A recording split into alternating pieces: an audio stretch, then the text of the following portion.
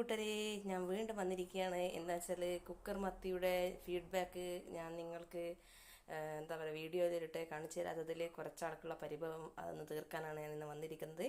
എന്താണെന്ന് വെച്ചാൽ നമ്മളിപ്പോൾ അത് ഒരു വിസിൽ വന്നതിന് ശേഷം നമ്മൾ അത് കുക്കറിന്ന് തുറന്ന് നോക്കേണ്ട ഒരു ടെൻഡൻസി എല്ലാവർക്കും ഉണ്ടായല്ലോ.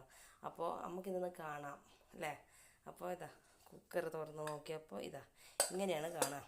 ഓക്കെ, ആ മീനൊക്കെ എന്താ പറയുക ചെതറിപ്പോവാണ്ട് നമ്മൾ എങ്ങനെയാണോ മുറിച്ചത് ആ ഷേപ്പിനനുസരിച്ചിട്ട് തന്നെ കിട്ടിയിട്ടുണ്ട്.